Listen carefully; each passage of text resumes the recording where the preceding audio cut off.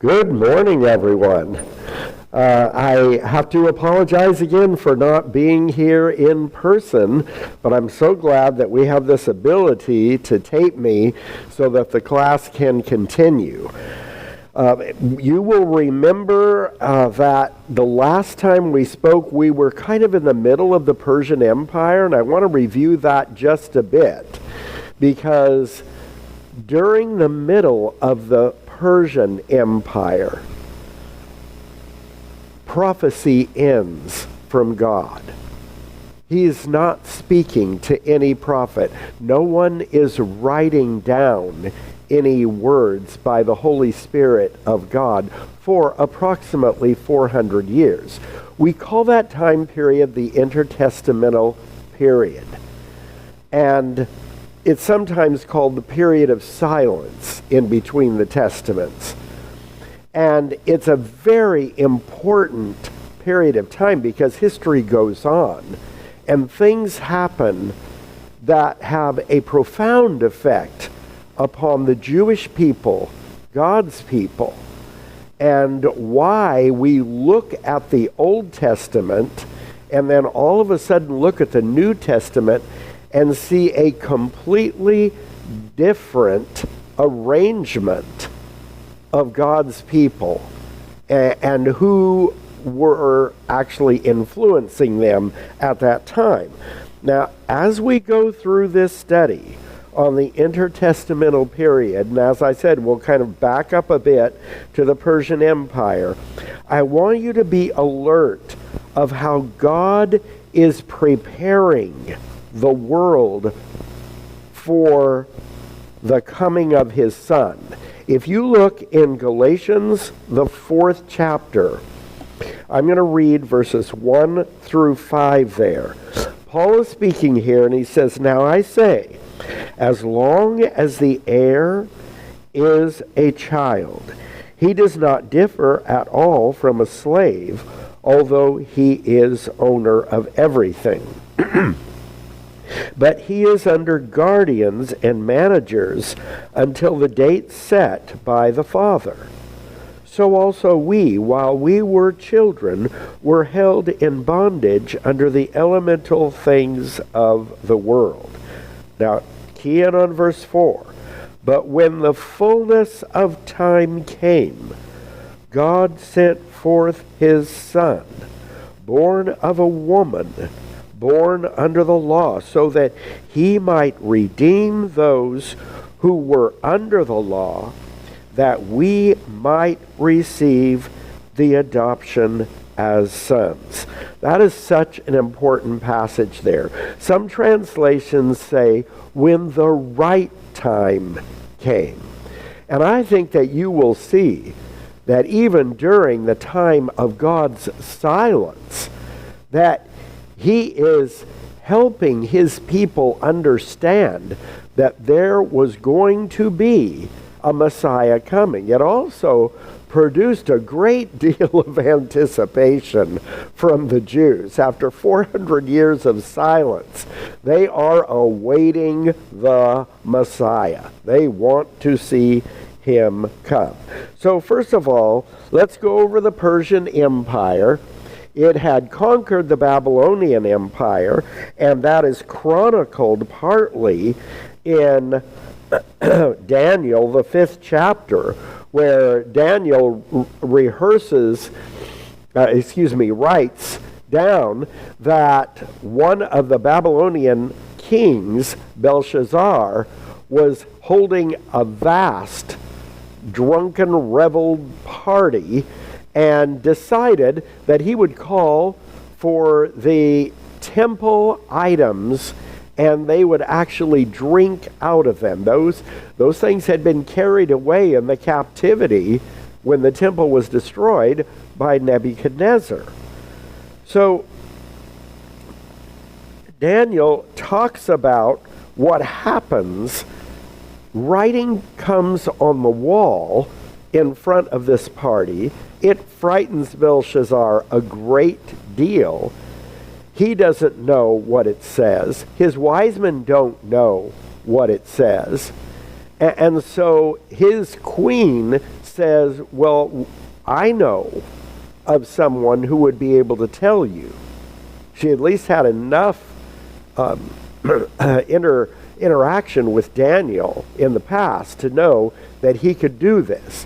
So Daniel comes out and he looks at Belshazzar and he says, the God of heaven will tell you what this is. And the words were basically this: God has numbered your kingdom and put an end to it. You have been weighed in the balances and found deficient. Your kingdom has been divided and given to the Medes and the Persians. And that very night, that's when the Persian Empire began, because outside of the gates of Babylon was Cyrus, whom we call Cyrus the Great. For the most part, when the Jews came under the rule of the Persians, and other exiled people did as well, they thrived. They were allowed to go home, rebuild their cities, serve their own gods, or, in the case of the Jews, serve Yahweh, and even build defenses for their cities. So as a result, you will see during the time, and I'm going to show you again this Prophet and Empires slide that I have, during the time of the Persian Empire, we call this a post-exilic time because people were allowed to go back home. Now, not everyone did. A remnant went back home. A remnant went back to the homeland of Israel. And when they returned, they were allowed by Persian rule to rebuild the walls under Nehemiah, to reinstitute temple worship, and the temple was established, and then later on it was completed during Haggai, the prophet's time period. They rebuilt the city and even were able to build defenses for the city of Jerusalem. All of these things happened during the time of these last prophets. And then you have the very last prophet, Malachi. And he calls the people to a better service to God than what they were giving. I'm sure that when they first came back, they were doing a great job. They were so happy to be back. But then, as is common with humans, they began to devolve into a type of perfunctory worship that Malachi had to call them to repentance over.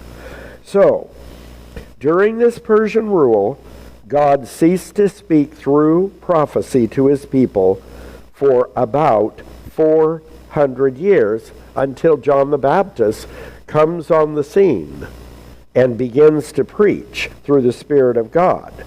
And we call this period the intertestamental period of time.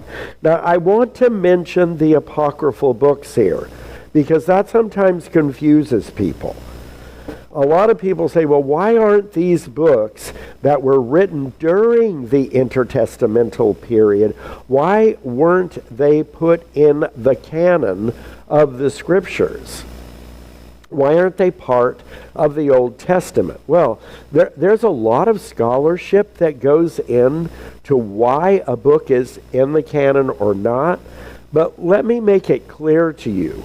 Even the apocryphal writers stated that there was no prophet in the land to help with making decisions during this time. And excuse me, just getting over a sinus infection.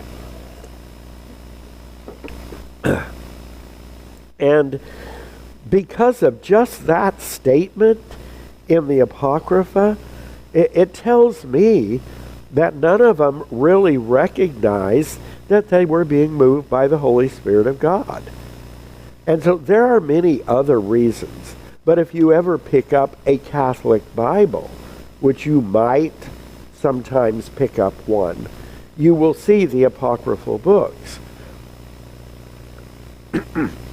One of the other things that we don't, reasons that we don't put the Apocrypha in the canon of the Scripture is that they don't follow history well. They don't match. The Bible matches with history, as we have been finding. The apocryphal books say fantastic things that just really did not happen in history. And so as a result of that, they are rejected by most scholars.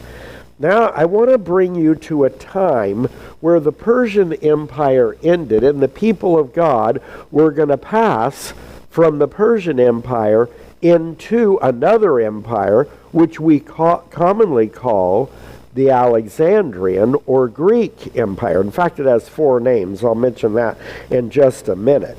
Persia was an empire, and as empires do, they want to expand.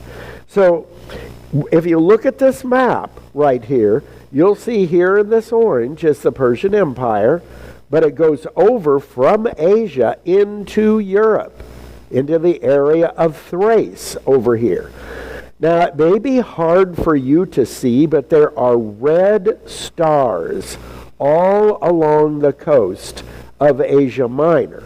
Those red stars are in military alliance with the Greek city-states. They were founded by the Greeks. The Greeks were a seagoing people. They owned the Aegean Sea right there. They owned much of the Mediterranean, the area around Crete. And so, that was not what I was supposed to do, sorry. Go back.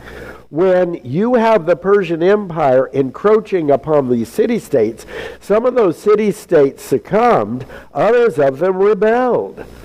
And when they rebelled and were getting beaten up by the Persians, that meant that because these city-states on the mainland of Greece, or over here on the peninsula of Greece, great city-states like Athens and Sparta, they were in military alliance. They would sometimes give aid to those city-states. Persia would find out about it. They would get upset. So this brought Persia and Greece into a conflict.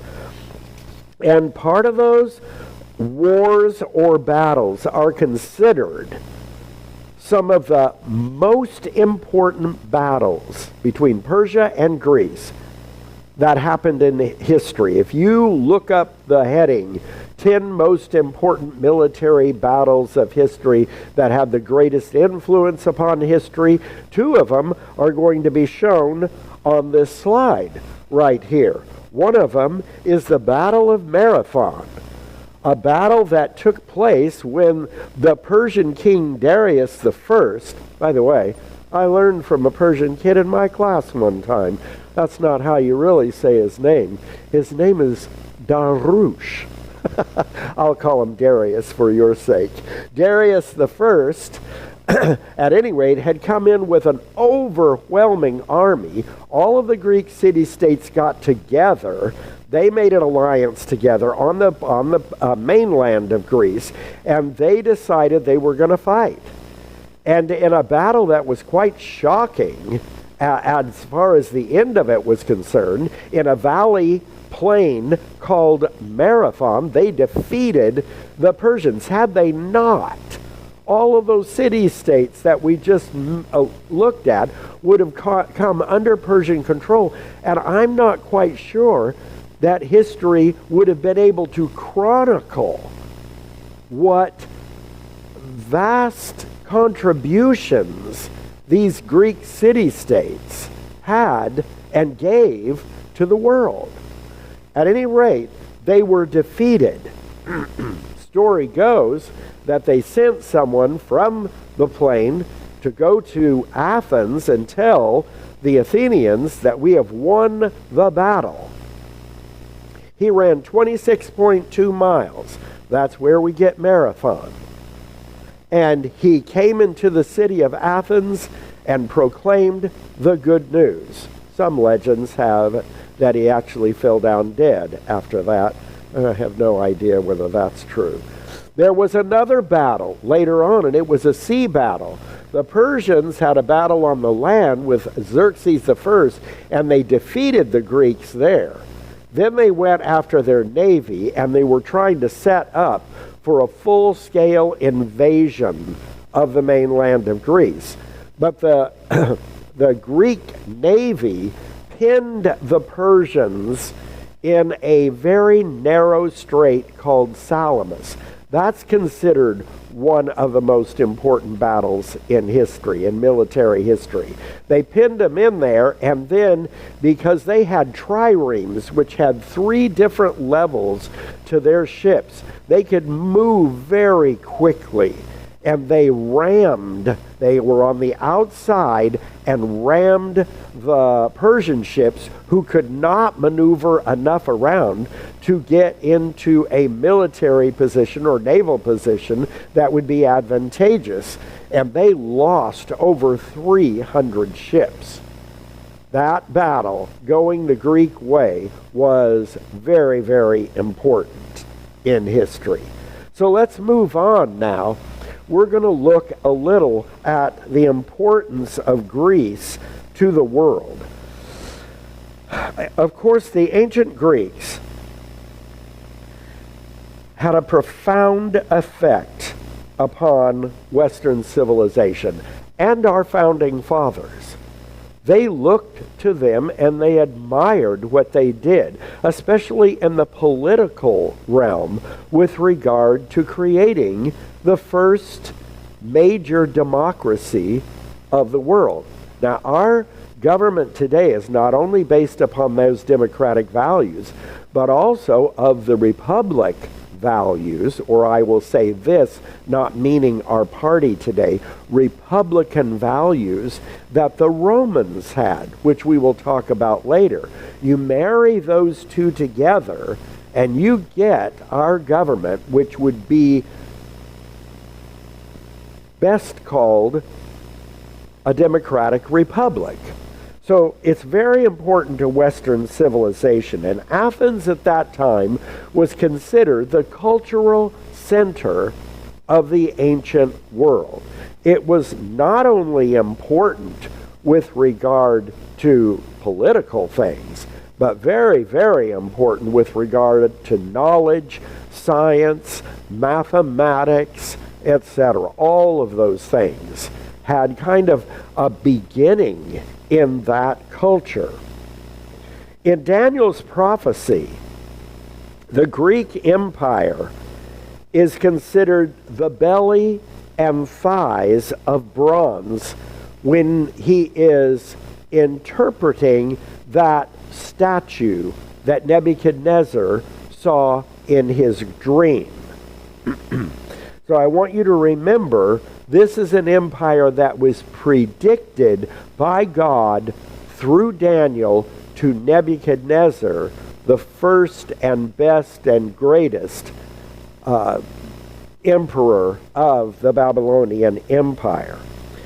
Now, the Greeks were also the first in coming up with very important philosophers. They developed philosophy that was extremely important to the ancient world and is still important today. And you see here the statues or busts of Plato, of Socrates, and of Aristotle. And you say, well, why are you talking about that, Mark? Because this man was the teacher of that man. Plato taught Socrates. Socrates taught Aristotle, and Aristotle is going to have a very huge effect upon Alexander the Great. And we'll learn about that in a moment. So, those were important to our history as well, and they're going to have an effect on Jewish history when they conquer the Jews in Palestine. Alexander was not a Greek. He was born in Macedonia. Now, here he is, just a picture of him. Let's call him the world conqueror here. He was born a Macedonian, and Macedonia was that yellow section that you saw of that map that I showed you before of Persia versus Greece. And that is a country that is north of modern-day Greece today. It's just called North Macedonia today instead of just Macedonia. But at any rate, Alexander was tutored by Aristotle at the age of 13. How? Why? Because his father, King Philip the First, wanted to have him to know about Greek culture. Many of the cultures around the mainland of Greece, they admired them. Hang on. They admired the Greek philosophers, and so he was going to be tutored by Aristotle, who had been tutored by Plato, who had been tutored by Socrates. So what happens to Alexander is that even though he's Macedonian, he comes to a great understanding and admiration for Greek values, for the Greek way of life, for all of the things of Greece. He even learns the Greek language, and this will become very important in biblical history, but more on that later. So, excuse me, after King Philip of Macedon was murdered, and history kind of says they don't know who murdered him, but it's kind of a whole thing that was quite unusual. When he was murdered, Alexander, at a very young age, probably around 20 years old, becomes king of Macedonia, becomes the military leader of Philip's big army. At that time, the Greek city-states had devolved. So when Alexander learns about how they were at war with one another, these Greek city-states, how they were just kind of beating on each other, and they didn't have the spectacular culture that they had before. He didn't like that. He wanted to bring them all together in unity. And then he had a plan when he was going to do that. So he went down to remedy that situation. He led his father's army into Greece, conquered the Greek city-states on the peninsula, then unified them under Macedonian rule. He then purposed, and this is amazing, to take down the Persian Empire. What the Greeks always wanted before, hundreds of years before when they had dealt with the Persians, was, hey, don't bother us. Let us have our city-states. Let us have our way of life. Not Alexander. He wanted to conquer the Persian Empire. That's a massive undertaking. He wanted to do that because they had encroached upon the Greek city-states. They had punished the Greek city-states in Asia for rebelling. So the first thing he does is, after he gets that army together, he says, we've got our first purpose: cross the Aegean Sea and deliver those Greek city-states. And he does. And he wins his first battle against the Persians, but Darius III was not in that battle. He was king at home. He sent a general. He thought it would be an easy battle, and he was wrong. Alexander won it decisively and liberated all of those Greek city-states. Now, he's got a little bit larger army, but he only has, according to historical evidence, approximately 35 to 40,000 in that army. The Persians had at least 100,000 in their army, their cavalry, their stone slingers, It was just an amazing, very complicated army. But in a series of amazing battles, and with far less numbers, he conquers the Persian Empire. And you're going to see now, this is the empire of Alexander the Great. So I'm going to point this out. He starts here after bringing together those Greek city-states. He crosses over on the Hellespont. He liberates all of those Greek city-states, and then he goes on his way. After defeating the Persians here, he meets Darius III at Issus in 333 BC. And when he meets them, he is seeing an army that is well over twice the size. In those days, in ancient days, you usually won battles by overwhelming your enemy. That did not happen with Alexander. He would win battles by military strategy. At any rate, Darius was defeated and he had to flee. And he fled back to one of his capitals over here, probably Persepolis, which was the main capital among capitals of the Persian Empire. And then Alexander went on. Now, we've already talked about what he did to Tyre. So he goes on. He takes care of Tyre by throwing the city into the water, making a causeway, according to the prophet Ezekiel's prophecy, and defeats the people of Tyre there. Goes down through Israel here, and of course, they have no army, so they just succumb to him. But then he goes to Egypt. He thinks that he might have a struggle there, But he's surprised. They kind of hail him as a god. And they say, "You've come to deliver us from the Persians." So because he doesn't have to fight a battle, he decides to call a city after him in kind of his honor, Alexandria in Egypt. That city is still there in Egypt to this day. And you say, well, why are you telling me that, Mark? Because in Alexandria something is going to happen that will help the world receive Jesus Christ.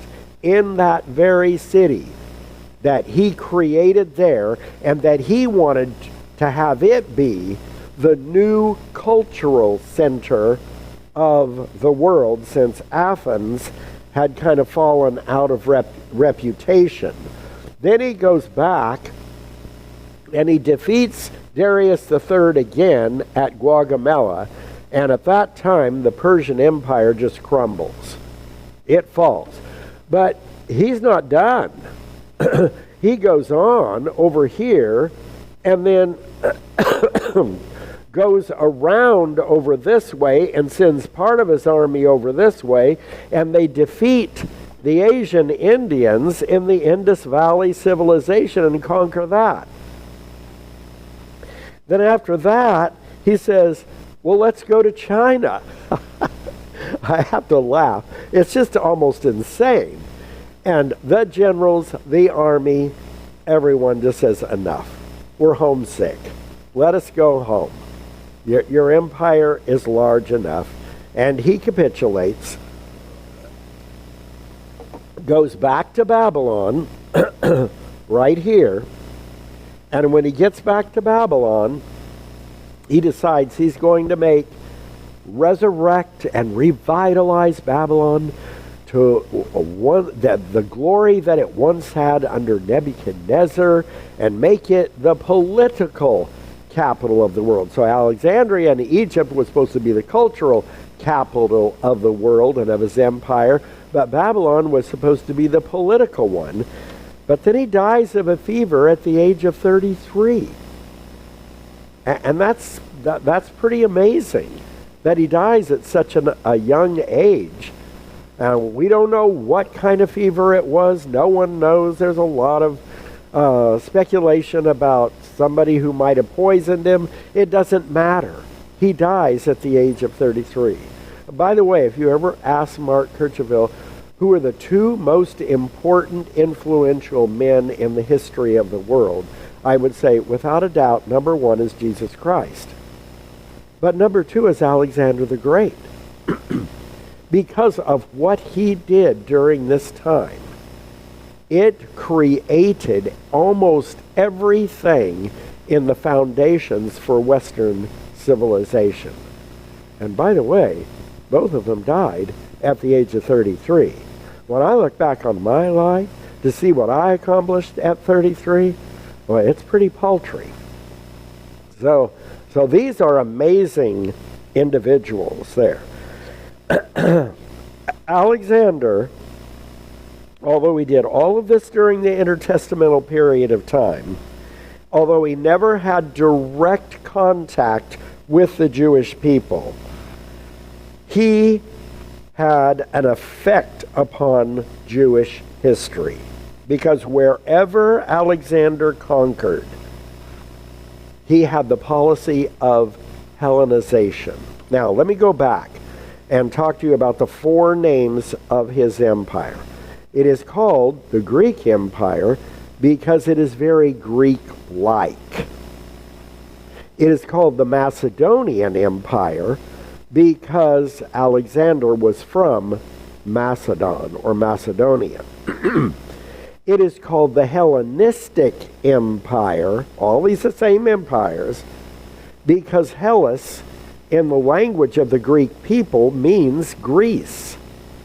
And it, excuse me, is called also, and I'm having a brain cramp right now, the Alexandrian Empire, of course, because it is named after the great military leader. So the Greek, the Macedonian, the Alexandrian, and the Hellenistic empires are all the same empires. Don't get confused by them. So he has a profound effect upon the biblical world, the people of God, even though he doesn't have any personal effect while he is living. So Alexander did not name a successor to his vast kingdom.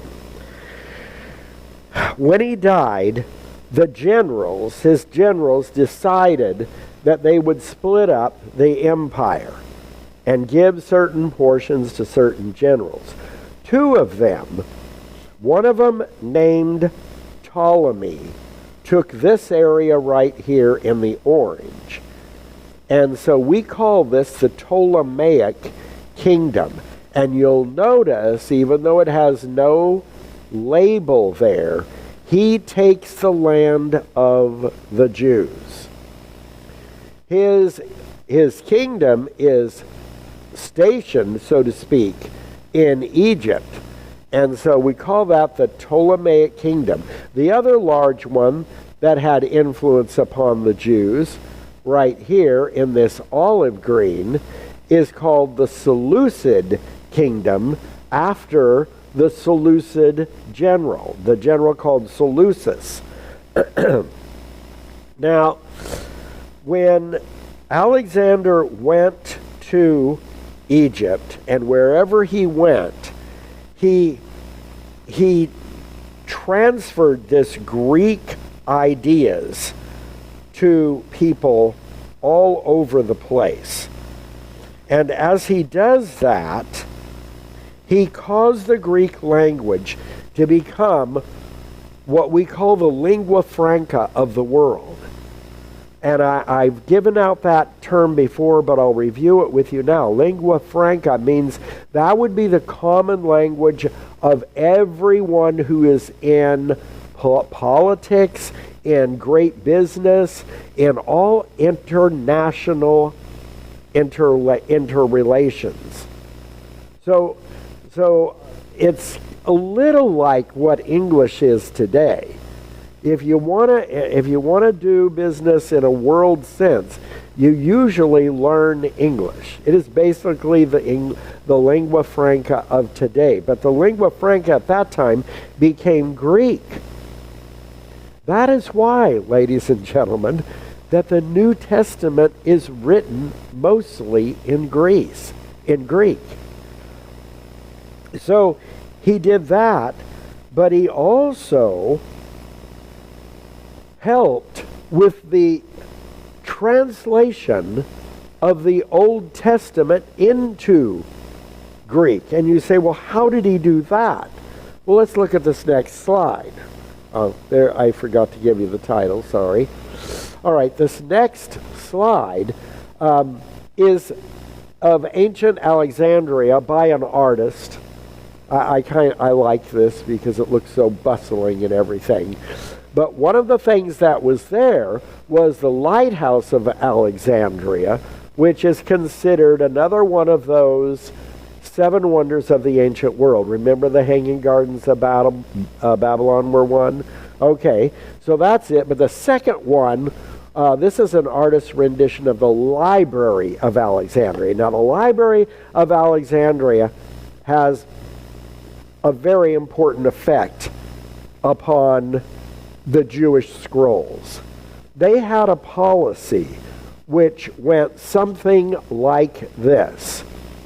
If you came as a traveler to our city for any reason, and you held a scroll of any kind of important written material from your culture, you had to surrender that book or scroll to the library officials of the Library of Alexandria, and they would have it copied while you were in your stay, and then they would give the original back to you. So the Library of Alexandria was just taking on all of this incredible knowledge from the Greek Empire and from all of these different cultures that were in this empire. As a result of that, later on, the officials in Alexandria gave a message to some of the scholars of the Hebrew Torah, which is the first 5 books of the Bible, Genesis, Exodus, Leviticus, Numbers, and Deuteronomy, and other books of the Old Testament, and had them translated into the Greek. And that translation, of course, is called, and we've talked about that before when Dan gave you an understanding of how we got the Old Testament. That translation is called the Septuagint. The terminology sept means 7, and by legend, we don't know this for sure, 70 Jewish scholars that were gathered from the Alexandrian area, around in Ptolemaic Egypt, and also in Palestine, were requested to come to the city of Alexandria and were to translate the Hebrew Bible out of Hebrew into Greek for the first time. That Septuagint was very important to our history, biblical history, and how people were able to read it. Because now, since it's in the lingua franca, anybody in the whole empire can read the scriptures. And when you're talking about the scriptures in the New Testament, or when Paul would say the scriptures and others would mention that, they were mentioning most likely the Septuagint, the one that had been translated into Greek.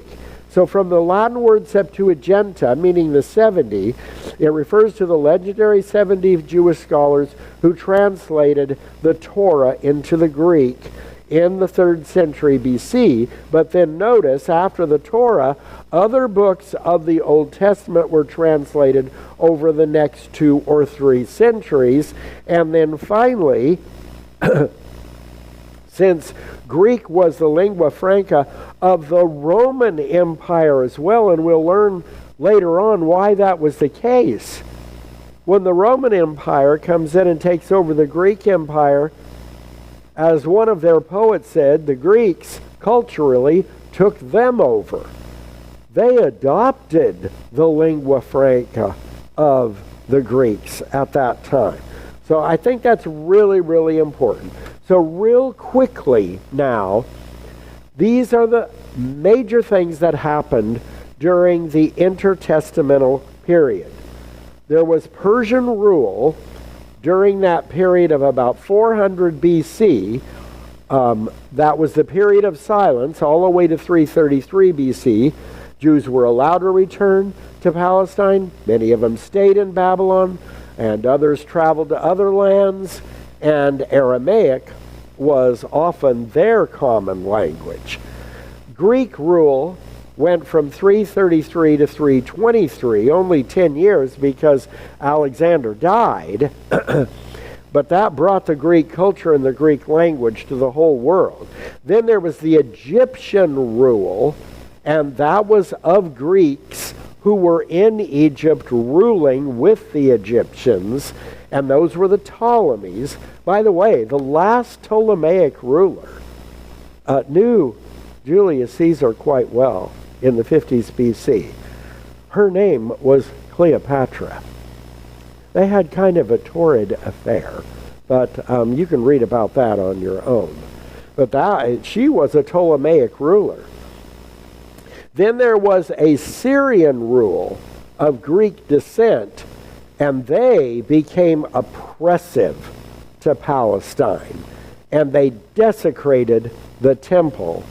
And then there was this Jewish independent rule that we call the Maccabean or Hasmonean dynasty during that time. So it was about 100 years of independence.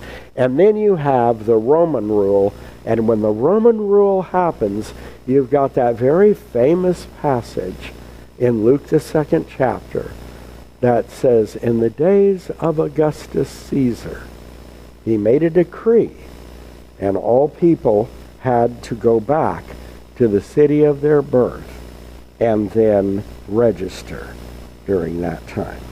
Now, there's another thing that happens during the intertestamental period that is very strange. You never hear of the Pharisees and the Sadducees in the Old Testament. But when you come to the New Testament, you do hear about them. And they are numerous, and they are there. So, in the Old Testament, and you don't hear about them, but during the time of this movement in Israel to conserve the Torah, its laws and its practices, this movement was first called Hasidism, and later the followers of this movement were called the Pharisees. The Sadducees leaned more toward progressive ways of their Hellenized rulers. And this gained them favor, even allowed them to take control of the high priestly office, but it caused a division among the Jews in leadership.